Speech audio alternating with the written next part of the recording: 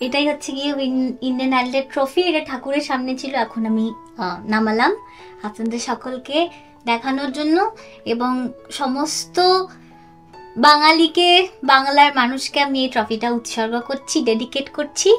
এবং thank you so much. আপনাদের আশীর্বাদ এবং সাপোর্ট ছাড়া এটা কোনোদিনও সম্ভব হতো না। I am ডেডিকেটিং this trophy to my Bengal people. जागे सोई रहूं, खोई खोई रहूं, उसकी यादों में, उसके ख्वाबों में झूमे जिया रे।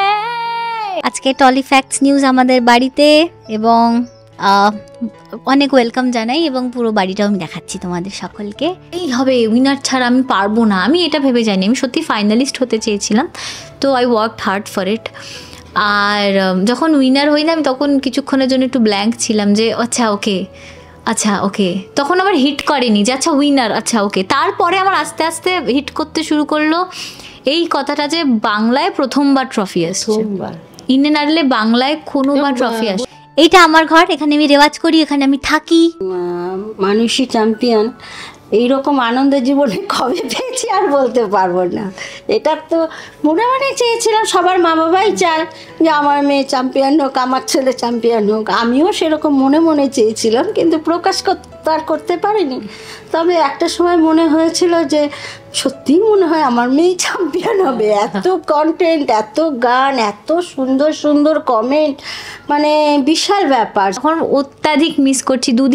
একদিন হলো সবাই আমি বাড়িতে এসেছি, আমার মনে হচ্ছে আমি আবার চলে যাই মুম্বাইতে। একটা রুটিন ছিল এবং মানে অভ্যাস হয়ে গেছে।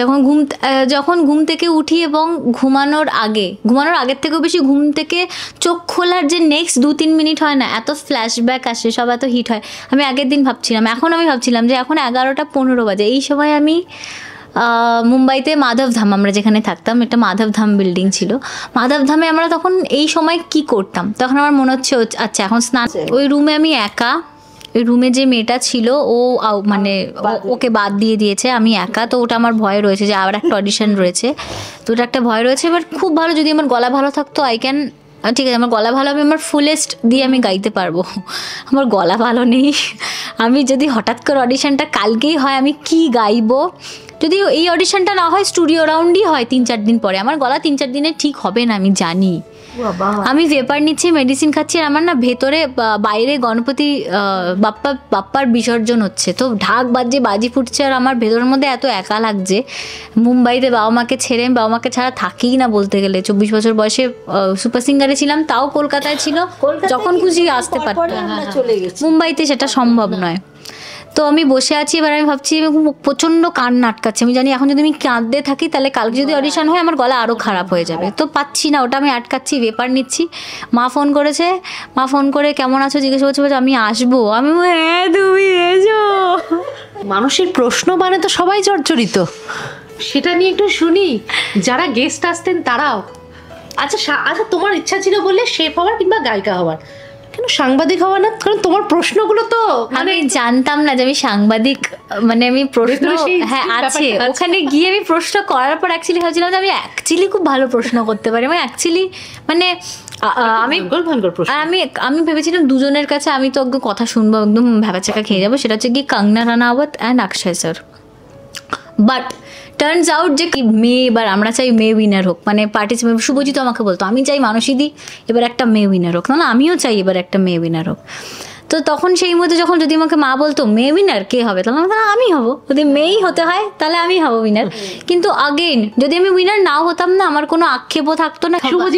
শুভজিৎ তো আমার ভাই, ওকে তো আমি সুপার সিঙ্গার থেকে আমরা একসাথে ওই শোটাতে, তো ওর তো ছেড়েই দাও, ও আমার একদম খুঁটিনাটি সব জানে এবং ও আমার খুব ভালো বন্ধু এবং ভাই। আর বাকি রইল সব, প্রিয়াংশু খুব ভালো বন্ধু, মানে ও যদি সাথে থাকে প্রিয়াংশু, আমি পুরো ফ্লাইটে কলকাতায়, মুম্বাই থেকে যখন কলকাতায় আসছি, পুরো ফ্লাইটে আমার হাসতে মানে গলায় ব্যথা হয়ে গেছে, আমি এত হেসেছি, ও এত ফানি। তারপরে স্নেহা, চৈতন্য, চৈতন্য বলছি, চৈতন্য। ওখানে রান্না করে নাও দিত, তাও আমি সবার রান্নাও করতাম, নিজে রান্নাও করে দিতাম। আমি ভালো, আমার খুব, আমি যদি সিঙ্গার না হতাম তাহলে আমি হয়তো শেফ হতাম। অক্ষয় স্যার আমাকে বলেছিল कैसा पति चाहिए, টুইঙ্কেল ম্যামকে নিয়ে কিছু আমি বলছিলাম, তো मेरे जैसा पति चाहिए तेरे को, तो मैंने कहा, তো আমি বললাম যে कैसा पति, आप कैसे पति हो मेरे को कैसे मालूम। তো এগুলো সব আমার নিজের, মানে যা মাথায় এসেছে আমি সেগুলো। মানুষই তো বড় হয় সবাই দেখছে, ছোটবেলাটা তোমার কাছ থেকে শুনি, ছোটবেলা কতটা দুষ্টু ছিল কি?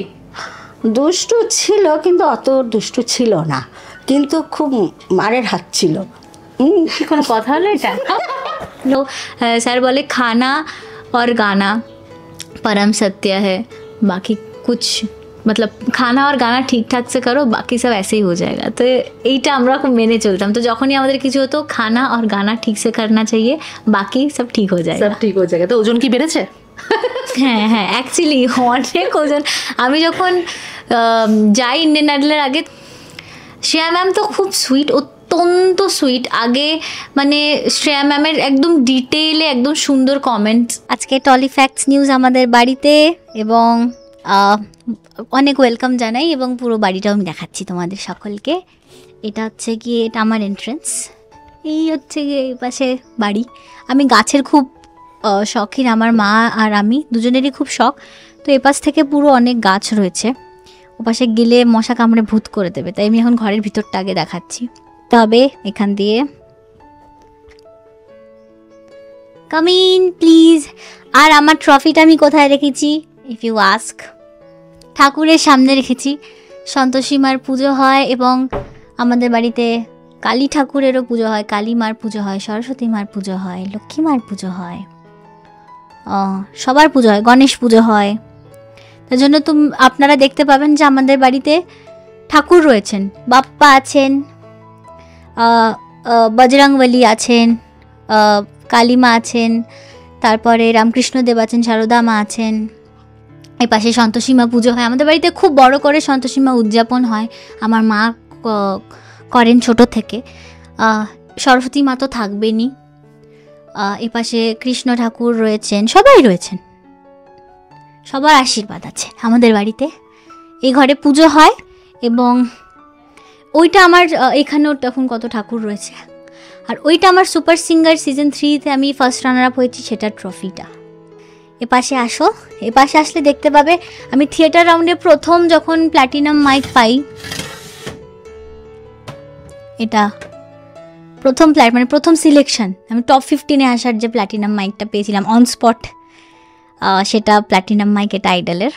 এবং এগুলো হচ্ছে, এটা সুপার সিঙ্গার, এটা বারকো লম্বা, এটা সুপার সিঙ্গারের সুপার ডুপার টপার, ভালো পারফরমেন্স হলেই পেতাম। এবং কিছু ট্রফি এখানে রয়েছে, সব ধরাতে পারিনি, বাট কিছু ট্রফি, সিলেক্টিভ ট্রফি এখানে রেখেছি। এখানে ছোটোবেলার পোর্টফোলিওর ছবি।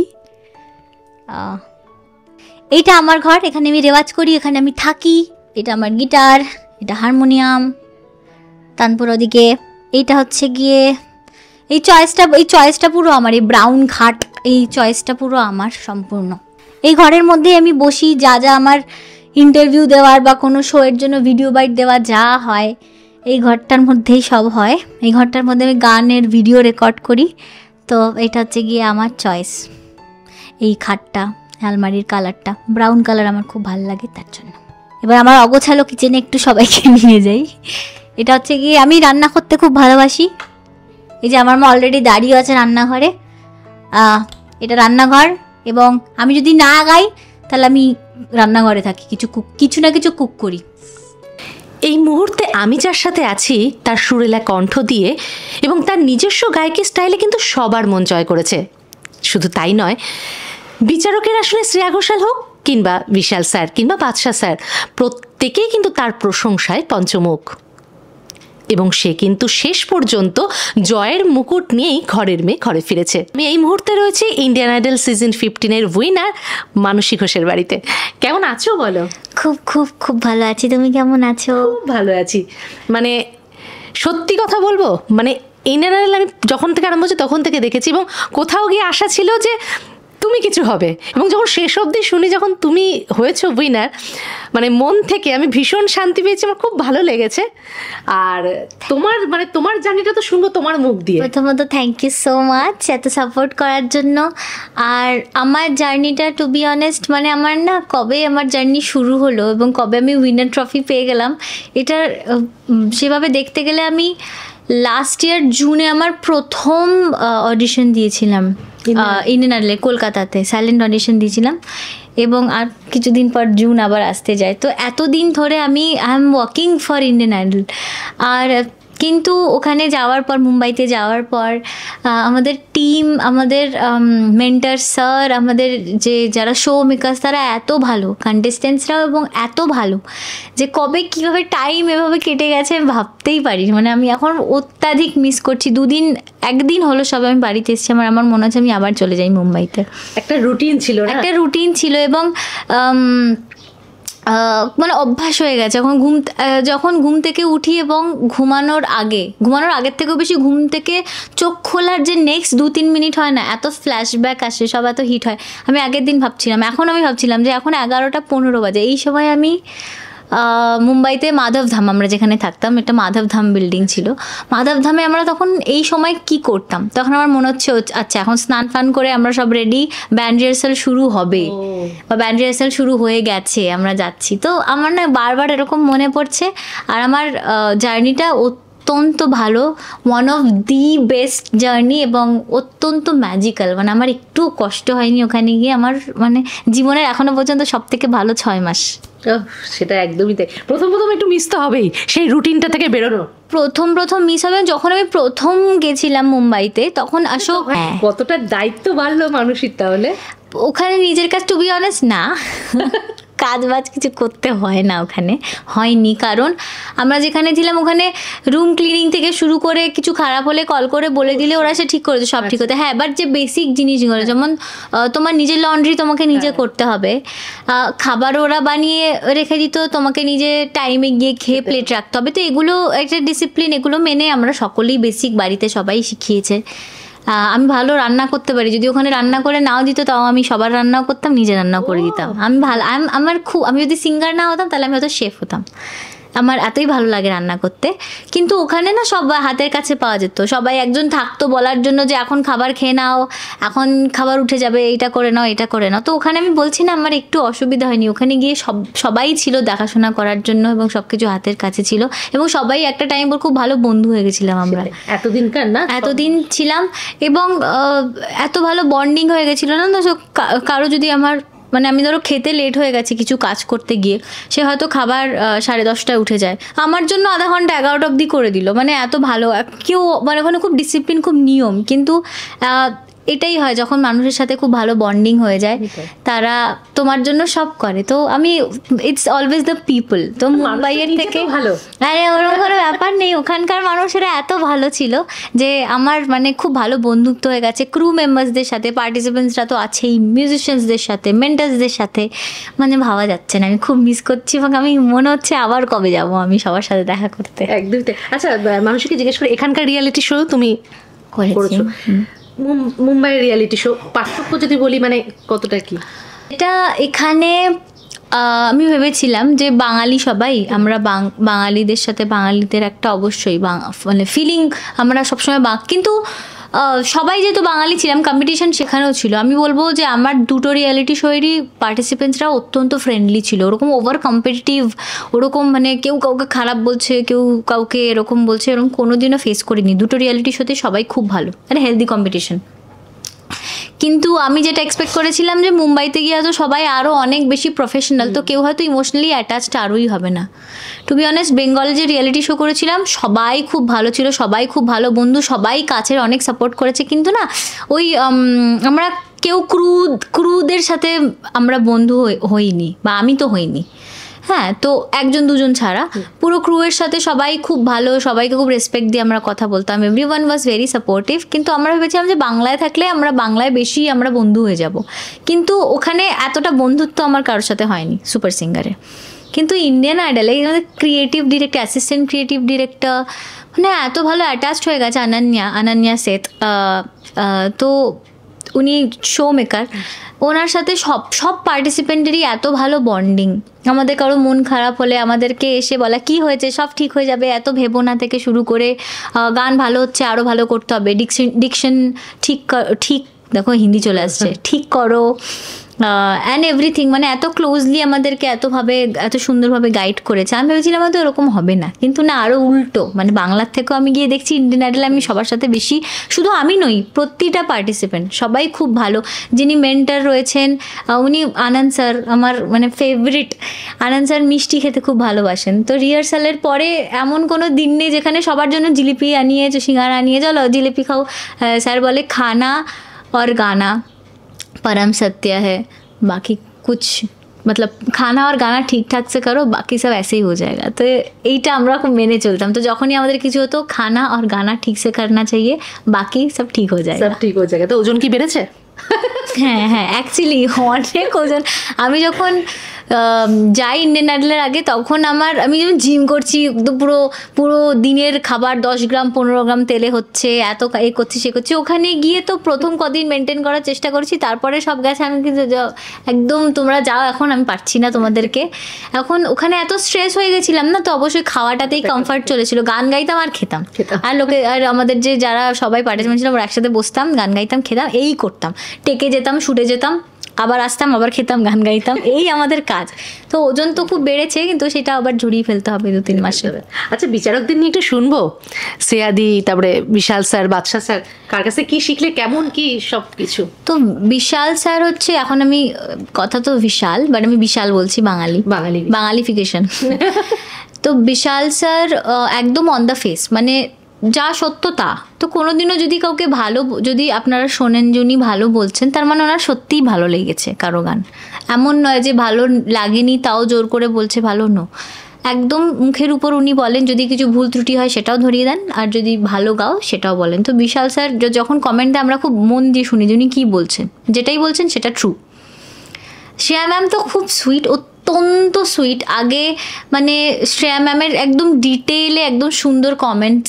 অনেক কিছু হয় না যে অনেকে নোটিস করে না যে একদম আমরা নিচের একটা খাদের কোনো লাইন গাইছি, তারপরে আমরা হঠাৎ করে উপরের একটা নোট হিট করে আবার খাদে আসছি। এগুলো খুব সূক্ষ্ম জিনিস, হয়তো ওভাবে মাথায় অনেক সময় শুনতে ভালো লাগছে, বা আমরা মানে ধরলাম না কিছু, বা নোটিস করলাম না। শ্রেয়া ম্যাম নোটিস করেন, এবং এত সূক্ষ্মভাবে নোটিস করেন, সেটা নিয়ে কমেন্ট করেন, সেটা নিয়ে বাহবা দেন। সেরকমভাবেই আবার যদি কিছু এদিক ওদিক হয়, সেটা উনি গেয়ে শিখিয়ে দেন, আবার বলে যে তুমি এক লাইন গাও, আমি শুনি কেমন। তো একদম পুরো মেন্টরশিপ যেটাকে বলা শ্রেয়া ম্যাম, সেটা। এবং শ্রেয়া ম্যাম খুব সুন্দরভাবে মিষ্টি করে সবাইকে খুব বোঝান, এবং মিষ্টি করে কমেন্ট দেন। খুব ইমোশনাল, ভালো গান শুনলে কেঁদে দেন। আর বাদশা স্যার একদম হার্ট অফ দ্য শো, গানের মধ্যে যে হার্টটা আছে ওটা একদম এরম করে ধরে ফেলে।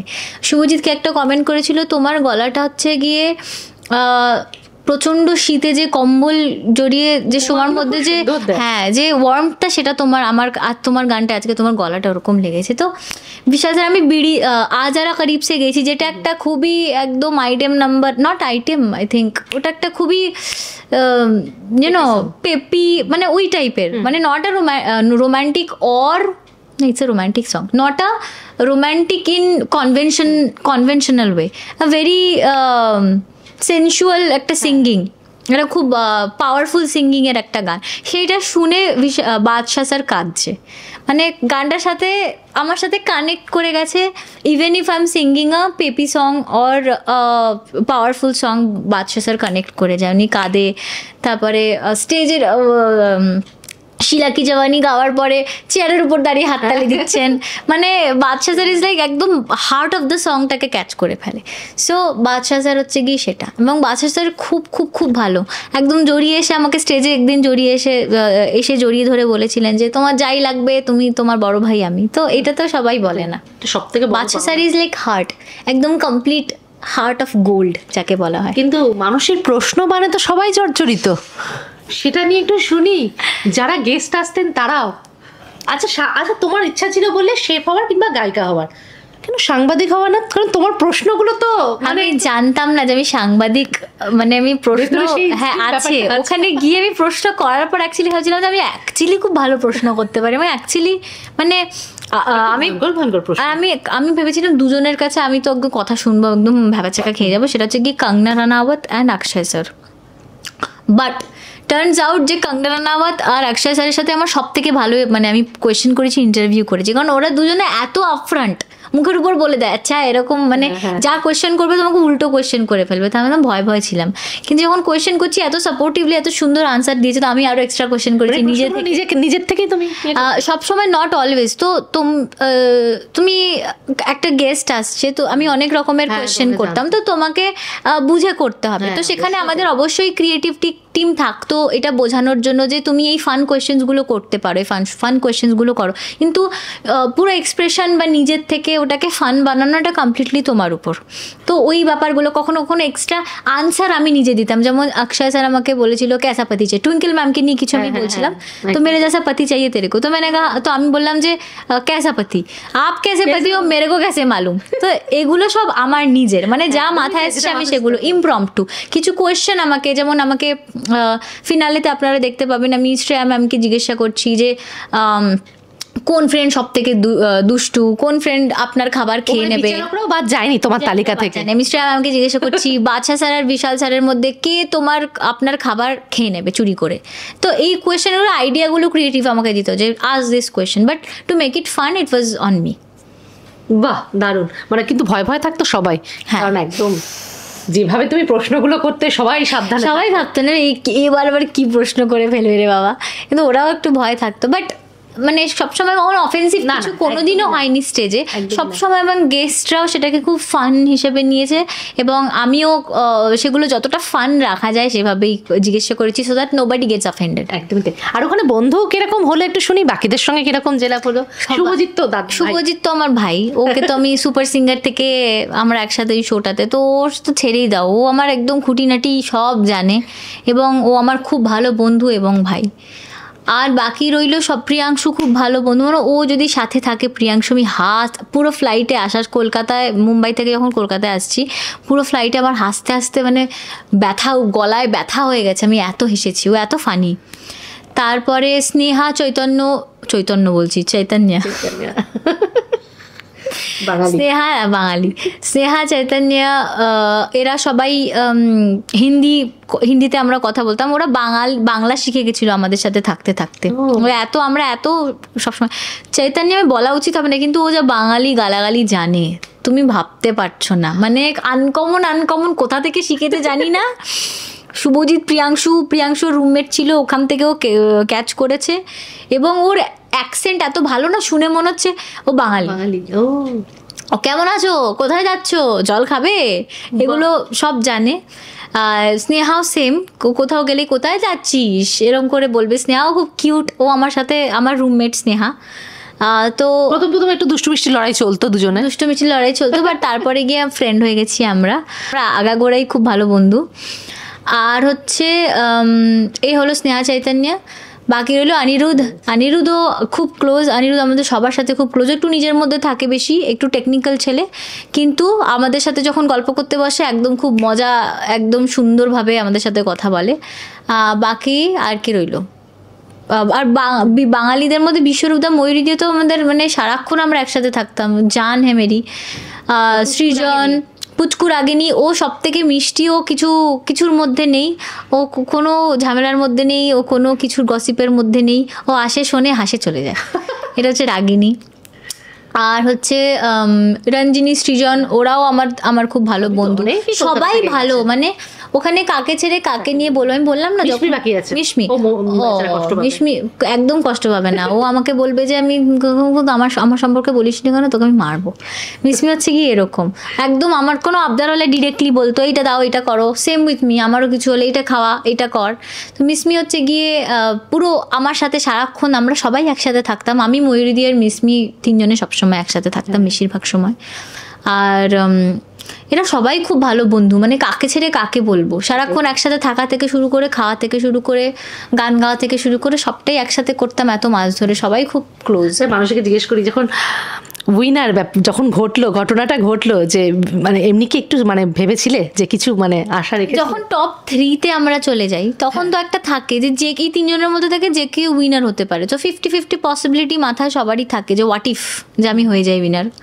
তো বাট আমি না কখনো এই শোটাতে এটা ভেবে যাইনি যে আমাকে উইনার হতেই হবে, উইনার ছাড়া আমি পারবো না, আমি এটা ভেবে যাইনি। আমি সত্যি ফাইনালিস্ট হতে চেয়েছিলাম, তো আই ওয়ার্কড হার্ড ফর ইট।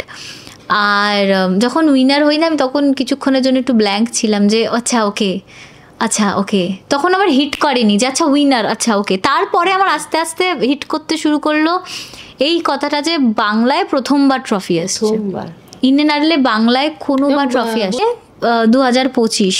তো মেয়ে একটা হচ্ছে এটা প্রথমে, যদি এবার কোনো মেয়ে যেতে তাহলে এটা 20 বছরে দ্বিতীয়বার হবে।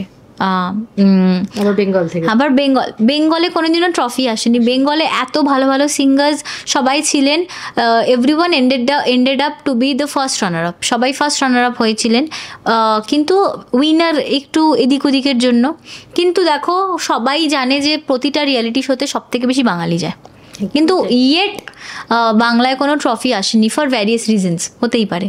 কিন্তু আমার যখন হিট করলো ওই একটা কারণের জন্য আমি খুব অত্যন্ত খুশি হয়ে গেলাম যে আচ্ছা আমি তার মানে প্রথমবার বাংলায় ট্রফি নিয়ে যাচ্ছি, মানে আমি এটা আমার থেকেও বেশি আমি সব বাঙালিকে উৎসর্গ করবো এই ট্রফিটা। মানে এই this win is for every Bengali, এই জেতাটা সব বাঙালির, আমার তরফ থেকে সকল বাঙালিকে আমি ট্রফিটা উৎসর্গ করতে চাই।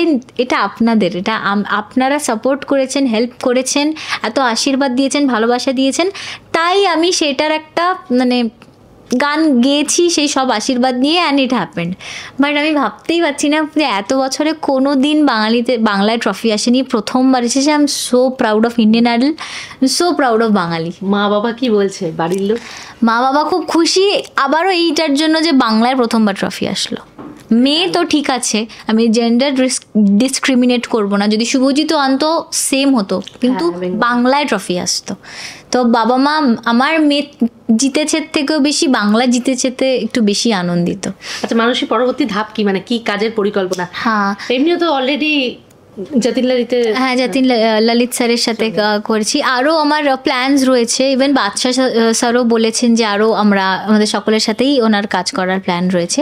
তো সেটা কতদূর কি আমরা পরে আস্তে আস্তে জানতে পারবো, কিন্তু আমার অরিজিনাল মিউজিক রিলিজ করার ইচ্ছা রয়েছে এবং সেটা নিয়ে অলরেডি আমি কাজ শুরু করে দিয়েছি।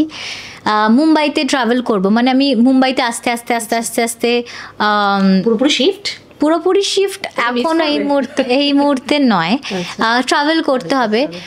কিন্তু মুম্বাইতে ট্রাভেল করতে হবে, কারণ বললাম না আবার যে মানুষগুলো আমি ছেড়ে এসেছি ওখানে আমি তাদের কাছে না ফেরত গিয়ে থাকতেই পারবো না।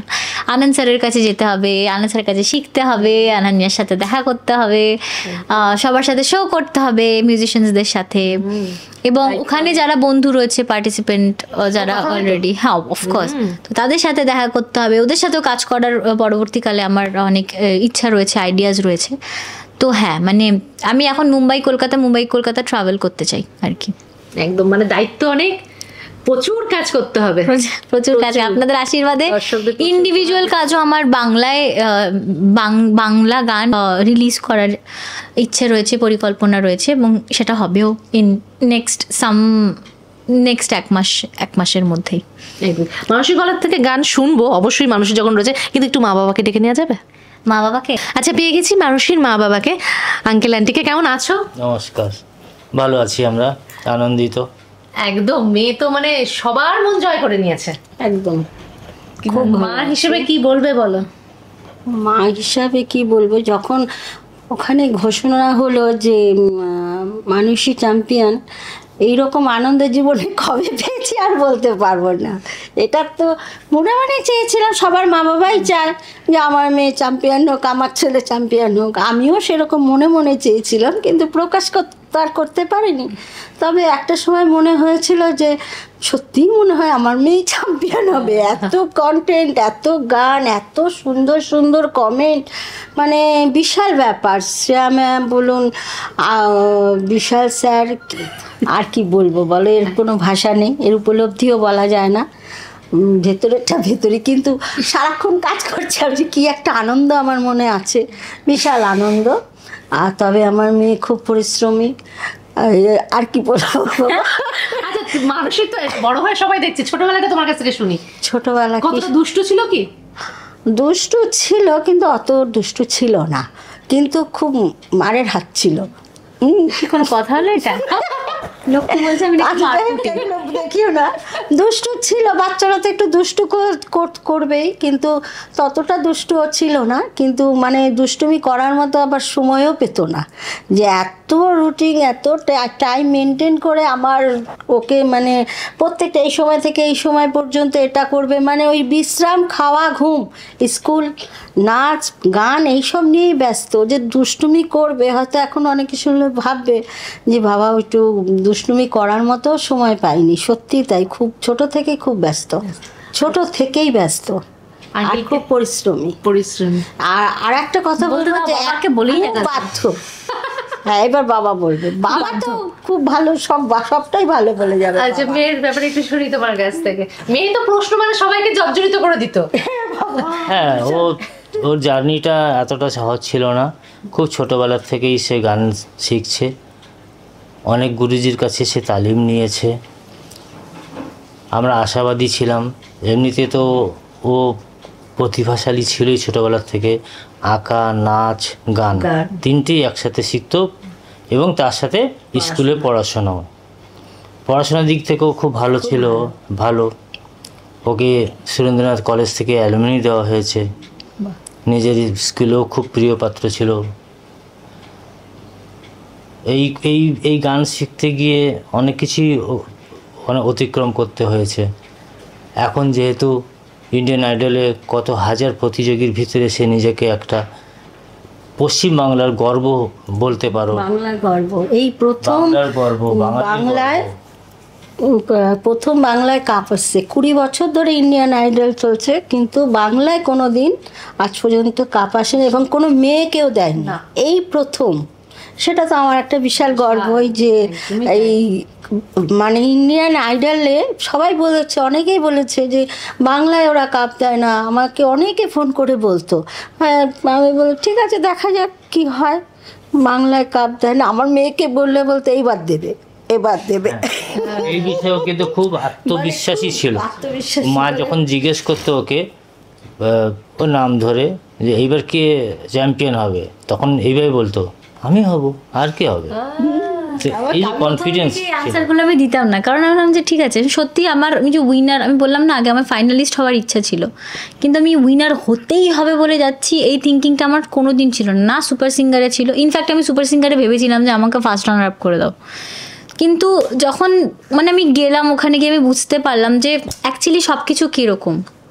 তখন আমাকে বলতো যদি মেয়ে, এবার আমরা চাই মেয়ে উইনার হোক, মানে পার্টিসিপেট, শুভজিৎ আমাকে বলতো আমি চাই মানসীদি এবার একটা মেয়ে উইনার হোক, না আমিও চাই এবার একটা মেয়ে উইনার হোক। তো তখন সেই মধ্যে যখন যদি আমাকে মা বলতো মেয়ে উইনার কে হবে, তখন আমি হব, যদি মেয়েই হতে হয় তাহলে আমি হব উইনার। কিন্তু আগেন যদি আমি উইনার নাও হতাম না, আমার কোনো আক্ষেপও থাকতো না, কিছুই থাকতো না, কারণ আমি ওভাবে মাসেল মেমোরি তোটা নিয়েই ঘুরিনি যে আমাকে উইনার হতে হবে। আমার ফাইনালিস্ট হতে চেয়েছিলাম, এটা আমি আগেও বলেছি, আবারও বলছি, উইনার হয়েছি, খুব আনন্দিত আমি, কিন্তু আমাকে উইনার হতেই হবে এই থিঙ্কিংটা নিয়ে আমি ইন্ডিয়ান আইডলে যাইনি অ্যাটলিস্ট। কিন্তু আস্তে আস্তে যখন the show went on and I felt যে যদি মেয়ে হয় তাহলে ওয়াই নট মি। একদমই তাই। জীবনটা কতটা পরিবর্তন হলো মানুষই ওখান থেকে আসার পর? ফ্লিপ করে গেছে, না ফ্লিপ হয়ে গেছে। এখনও তো আমি বুঝতে পারছি না, আস্তে আস্তে আরও বুঝতে পারবো যে আমার জীবন কীরকম, কীভাবে পরিবর্তন হয়েছে। কিন্তু আমি ভাবছি যে হয়ে তো গেছে, এবার এটাকে সাস্টেন করতে যা কাজ সেটা আমাকে করতে হবে। ওটা হচ্ছে গিয়ে ওটা হচ্ছে বিগার চ্যালেঞ্জ আমার জন্য। এখন হয়ে গেছে, এটা নিয়ে আমি ভাবছি না, এখন আমি পরে কি করবো আমার মাথায় অলরেডি ওটা শুরু হয়ে গেছে যে আচ্ছা এর পরের প্ল্যান কি করতে হবে, এর পরেরটা কি করতে হবে, কি করলে এটা সাস্টেন হবে। তো আমি তো যতদিন বাঁচবো এটা নিয়ে বাঁচতে পারি না যে আমি ইন্ডিয়ান আইডলের winner, I have to have my own song. আমি চাই আমার নিজস্ব গান হোক, মানুষ আমাকে আমার গানের জন্য চিনুক, তার জন্য আমাকে অনেক হার্ডওয়ার্ক করতে হবে। টু বি অনেস্ট আমি খুব রেডি, গিভ মি নাও, আমাকে চ্যালেঞ্জ ছুড়ে দাও, আমি চ্যালেঞ্জ নিয়ে নেব। আমি ছোটবেলা থেকে এরকম না, হ্যাঁ চ্যালেঞ্জ, চটপট এই জিনিসটা আমাদের খুব ভালো। আর অনেকেও সংশয় করেছিল যে এবার চ্যাম্পিয়ন কে হবে, বাংলায় কোনোদিনও আসেনি সেই ট্রফি, সবাই অনেক ধরনের কথা বলছিল, আমরা সেটা দেখতে পাচ্ছিলাম, কিন্তু আমরা তার প্রতিরোধ করতে পারি না।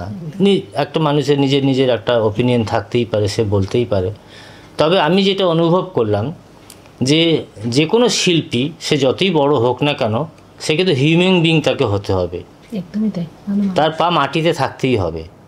এই জিনিসটা যে মনে রাখবে সেই সফল হবে। আমার মেয়ের ভিতরে সেই লক্ষণগুলো আমরা দেখতে পেরেছি, এবং ওরাও সেটা আলোচনা করে বা বিচার করে যে গাচ্ছে তো ভালো, আদারঅল ওর আর কি আছে। ঠিকই আছে, একদমই তাই। এবং এইভাবেই তারা সিলেক্ট করে।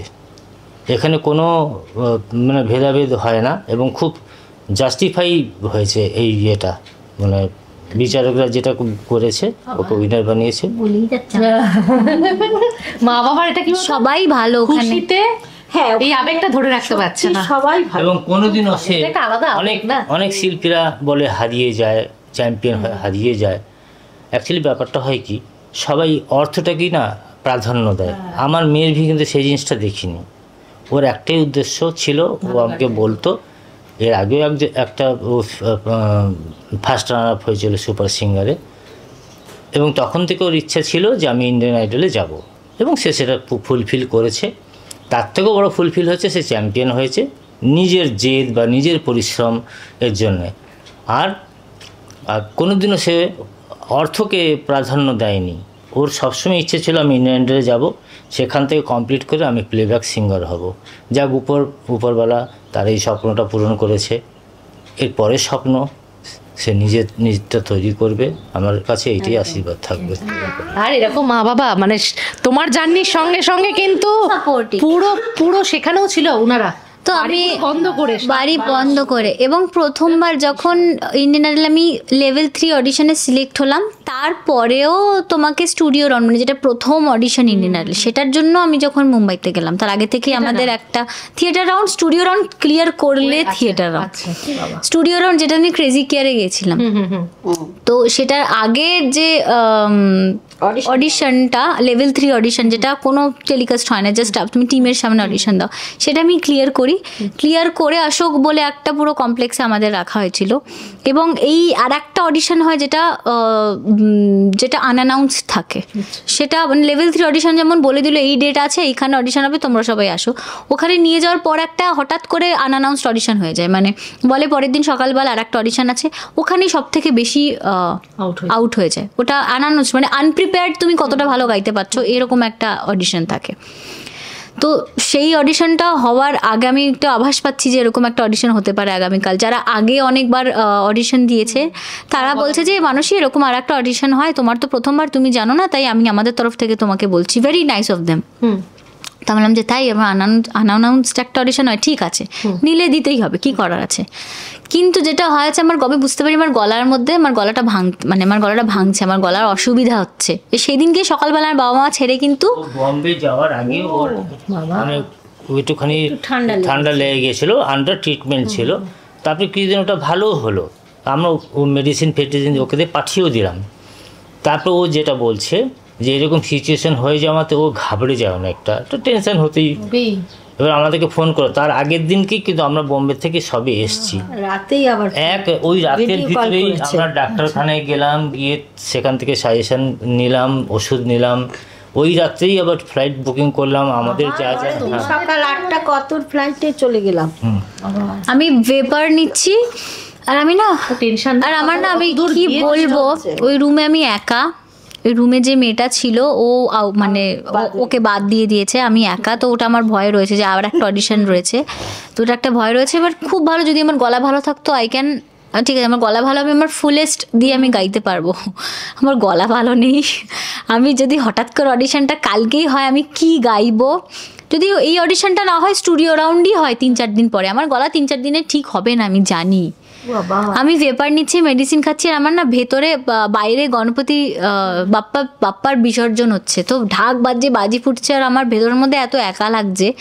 মুম্বাইতে বাবা মাকে ছেড়ে, বাবা মাকে ছাড়া থাকিই না বলতে গেলে। 24 বছর বয়সে সুপার সিঙ্গারে ছিলাম, তাও কলকাতায় ছিল, যখন খুশি আসতে পারতো। মুম্বাইতে সেটা সম্ভব নয়। তো আমি বসে আছি, এবার আমি ভাবছি প্রচণ্ড কান্না আটকাচ্ছে, আমি জানি এখন যদি আমি কাঁদতে থাকি তাহলে কালকে যদি অডিশন হয় আমার গলা আরও খারাপ হয়ে যাবে, তো পাচ্ছি না, ওটা আমি আটকাচ্ছি, পেপার নিচ্ছি। মা ফোন করেছে, মা ফোন করে কেমন আছো জিজ্ঞেস করছে, বলছে আমি আসবো। আমি হ্যাঁ তুমি এসো। আমি কাঁদতে কাঁদতে তার পরের দিন সকালে, আর তুমি দেখো কিরকম আমার বাবা মা আসলো বিকালের মধ্যে, আমার গলা ঠিক, আমাকে অডিশনে ডাকলোই না, অডিশনটা হলোই না, পোস্টপন হয়ে গেল অডিশনটা, তারপরে হয়েছে। হ্যাঁ, এখন মেয়ের সঙ্গে দৌড়াতে হবে অবশ্যই। আচ্ছা, একটাই প্রশ্ন করবো, শেষের পথে যাচ্ছি, সেটা হচ্ছে মেয়ে কারোর কাছে বেশি আবদার করতে, আগে শুনি। মার কাছে বেশি আদর করতো। বকা দিত কি? মাই তো মনে হচ্ছে বেশি রাগী নাকি? হ্যাঁ, মা বকা দিত, আমি আদর করতাম, এখনো করি। বাবাকে মুখ আছে তুমি এটা করেছো। আমরা বাবা মা বটে, কিন্তু আমরা ওর ফ্রেন্ড, যা কিছু আমরা আলোচনা করি খুব মন খুলে, তাতে কি হয় ওকে বেস্ট সাজেশনটা দিতে পারি, বা আমাদের থেকে সাজেশনটা নিতে পারবে। কোনোদিনও খারাপ কিছু করেনিও। আর সবথেকে বড় কথা হচ্ছে কি, যত মাস্টার আমরা বাড়িতে আনিয়েছি, সে গানের হোক বা স্কুলের হোক, কোনোদিন ওকে কোচিংয়ে দিইনি, যাতে সে বাইরে বেরিয়ে গিয়ে হয়তো 2-4টে বাজে কোনো বন্ধু বান্ধবের সাথে গিয়ে বিপথে না চলে যায়, কেন বয়সটাই একটা এরকম। আমার মেয়ে একদমই না যে বাজের সাথে মিশে করবে, ও টাইম দিতে পারতো না। কোচিংয়ের ব্যাপারটা হচ্ছে কি, যে চ্যাপ্টারটা করাবে সেই চ্যাপ্টারটা তারা আর পরে করাবে না। আমার মেয়ের জন্য ধরো আজকে সে কোচিংয়ে যেতে পারলো না, হতেই পারে, ঠিক আছে, তাহলে সেই চ্যাপ্টারটা তো ওরা রিপিট করবে না, তাই না? তাহলে এবার আমি যদি প্রাইভেট টিচার রাখি, তাহলে আমার মেয়ের সুবিধা মতো সেইভাবে private teachers was also very kind enough to come. এবং আমাদের ওর যে টিচাররা ছিল সত্যি খুব ভালো। কোনো সময় ওর ধরো রেকর্ডিংয়ে গেছে বা কোনো শোতে গেছে, আমি যদি ওদের বলতাম যে এরকম ওর শো আছে, তুমি একটু দেরি করে আসো বা এই ডেটটা অন্য সময়, ওরা আমার সাথে এত অ্যাডজাস্ট করেছে, খুব অ্যাডজাস্ট করে ওকে ওরা সেই ডেটটা অন্য ডেট করে পড়িয়েছে। তোমরা ভালো মানুষ। হ্যাঁ, খুব ভালো টিচাররা, খুব ভালো। ছোট বয়স থেকে হয়তো ক্লাস 8 বা 9-এ পড়তো, ও তখন থেকে কিন্তু পরিবারের অনেকটা দায়ভার কিন্তু নিজের কাঁধের উপর নিয়ে নিয়েছিল, এবং সেই সময় থেকেই ও কিন্তু টুকটুক করে প্রফেশনাল সিঙ্গার হয়ে গেছিলো নিজের গুণে, বা ওর ডিমান্ড বেড়ে গেছিলো। এই অল্প বয়সের ভিতরে ও অনেক কিছু করেছে, সেগুলো বললে পরে তো অনেক লম্বা হয়ে যাবে ব্যাপারটা। তো এই জিনিসটা ওর ভিতরে খুব একটা আমরা ভালো পেয়েছি। ওই অল্প বয়সের ভিতরে সংক্ষেপে বলে দিই, বাড়ি করেছে, গাড়ি করেছে, অর্নামেন্টস করেছে, অনেক কিছু করেছে।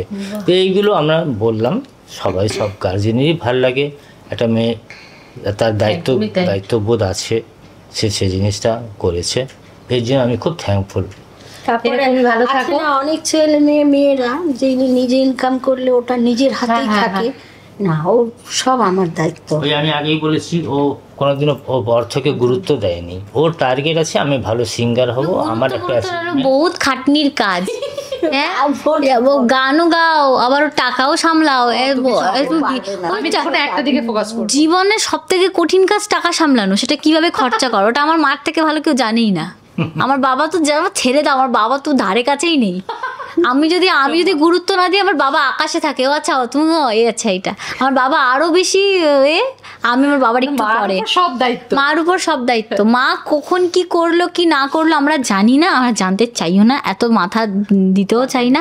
আর আমার বাবা মা সাপোর্ট না থাকলে করতে পারতাম নাকি? আমার বাবা মা সব জায়গায় দৌড়ে দৌড়ে ব্যান্ড রিহার্সালে নিয়ে যাওয়া থেকে শুরু করে সব শোজে নিয়ে যাওয়া, এমন হচ্ছে লাউহাটি বলে একটা জায়গা, খুব ঠান্ডা, তখন গাড়ি ছিল না, বাবা ড্রাইভ করে বাইকে করে নিয়ে গেছে আমাকে শো করাতে, তখন আমি একদম সবে শুরু করেছি। তো বাবা মা যদি সাপোর্ট না করতো আমি করতে পারতাম না। আমার মা কোনোদিনও আমি টাকা রোজগার করবো বলে গান শেখাননি, বাবা কোনোদিনও সাপোর্ট করেনি এইভাবে যে আমার মেয়ে টাকা আয় করবে বা কিছু। সবসময় যে ভালো গান গাও, ভালো শিল্পী হও, তারপর যেটা হবে সেটা দেখা যাবে। তো এই বন্দনা করলে পরে, যেহেতু লক্ষ্মী তার বোন এমনি আসে, ডায়লগ দিচ্ছে আজকে। শেষ করবো, এরকমই থাকো, খুশিতে থাকো, আর দর্শকের মন জয় করেছো, মায়ের আবেগের শেষ নেই, অন্ত নেই একদম। খুব খুশি, খুব খুশি। উইনার হয়েছে, এবং সব থেকে গর্বের বিষয় হলো সারা পশ্চিমবাংলার গর্ব, আমাদের এই এলাকার গর্ব মানসী ঘোষ। বড় দায়িত্ব তোমার। যাক, শেষ করবো, ভেবেই প্রেশার চলে আসছে। যাক, শেষ করবো, আর শেষ করবো মানে গান তো গাইতেই হবে। শেষ আগে দর্শকদের কি বলবে বলো, তারপরে গানটা। আপনাদের আশীর্বাদ ছাড়া, ভোটস ছাড়া, ভালোবাসা ছাড়া এটা কোনোদিনও সম্ভব হতো না। আমি সবসময় আমার কমেন্টসে দেখতাম মানুষই আমার বাংলার মেয়ে উইনার হবে। প্রচুর প্রচুর কমেন্টস পেতাম এরকমভাবে। যদি কেউ বলতো না this time Maharashtra should win হতেই পারতো, সবাই এত ভালো গায়, কিন্তু নিজে বাঙালিরা নো, আর বাঙালি গার্ল উইল উইন। তো এরকম প্রচুর কমেন্টস দেখেছি, সবাই এত এত সাপোর্ট করেছেন, এত ভালোবাসা দিয়েছেন। আমি চাই এই ভালোবাসাটা তো আগেও থাকে, এবং আমি যাতে আপনাদেরকে অনেক ভালো ভালো গান শোনাতে পারি তার জন্য অনেক আশীর্বাদ করুন। এবং আমি শোনাবো, এটাও আমি জানি, শুনতে পাবেন খুব শিগগিরই। এবং থ্যাংক ইউ সো মাচ আমাকে এত ভালোবাসা দেওয়ার জন্য। তোমার প্রশ্ন চর্চাটাও চালিয়ে যাও। প্রশ্ন চর্চাটা চাই, আমি ভাবছি একটা এরকম চ্যানেল পডকাস্ট খুলবো, সবাইকে ডেকে ডেকে। তো তোমাকে আসতে হবে, আমি তোমাকে প্রশ্ন করবো তারপরে তুমি এতজনের ইন্টারভিউ নিয়েছো, সব থেকে ভালো ইন্টারভিউ কে দিয়েছে আমাকে বলতে হবে এরকম ভাবে। পরে গানটা একটু শুনি, তুমি না মানে গান না কি গান গাই বলো তো? তো চাপের কোশ্চেন। কি গাই? তোমার গায়কি স্টাইলটা কেন থাকে, যেটা আমার গায়কি স্টাইল থাকে, তাহলে जागे सोई रहूं, खोई खोई रहूं, उसकी यादों में, उसके ख्वाबों में झूमे जिया रे, क्रेजी किया रे, क्रेजी किया रे, ओ क्रेजी क्रेजी किया रे। Thank you.